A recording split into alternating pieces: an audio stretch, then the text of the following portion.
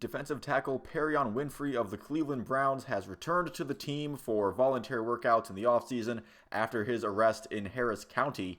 This was a story that somehow had slipped by my mind and my knowledge. He was arrested for misdemeanor assault, according to a story in the New York Post. He grabbed his girlfriend or whoever he was dating at the time, which caused bodily harm, which is what led to the arrest. Kevin Stefanski was asked about this in a presser and basically gave a very standard, generic, no comment type of answer. A Brown spokesperson said that the organization is aware of the situation and nothing else was really delved into. So the response from the Browns organization has pretty much been as bare minimum can get. No signs yet whether that the NFL is actually going to be looking into additional punishment for this situation. Whether the Cleveland Browns will internally as an organization is still something that will be seen with time into the future. There was some maturity issues with him last year during the football season itself. Nothing that comes close to the criminal level that this could, if the alleged allegations are indeed true. Again, this is all still a very new and fluid situation. Everything's alleged at this point.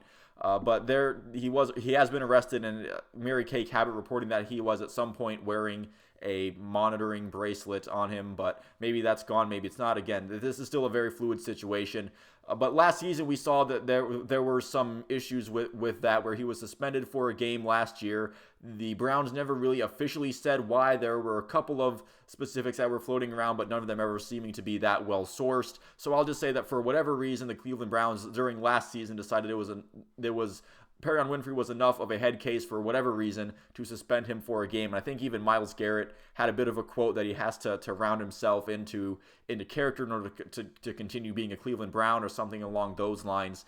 And honestly, when he was drafted, there were character issues in last year's draft. He was kind of seen as falling down the draft boards into the fourth round, where the Browns did get him. And it was seen as something that could have been a value pick had he have rounded out into form. But he didn't really stick out on the field all that much during his rookie year. He had some nice plays here and there, but never really consistently put together a high impact season, or really that much of a stretch of tremendously good play last season either. He was still a rookie. But the Browns did add Dalvin Tomlinson last year, they added him this offseason, as well as a couple other interior defensive linemen for that position. So in my opinion, Perrion Winfrey, his standing with the Browns has to be on some kind of thin ice if it isn't already cracking beneath his feet. I'm not really sure at this point what the incentive is in keeping him is. Again, they've addressed defensive line in free agency. I'm sure that they're looking at defensive tackles in particular, in order to get at the draft that's coming up next week. He had to have been told by the organization when he was drafted that he has to keep his head down, just focus on football and work and all that. Don't get into any riffraff and try to lay low. So far, Perrion Winfrey has done pretty much the exact opposite. This has to be a headache for this organization that's already been kind of mired in PR controversy in the last 2 years for very obvious reasons.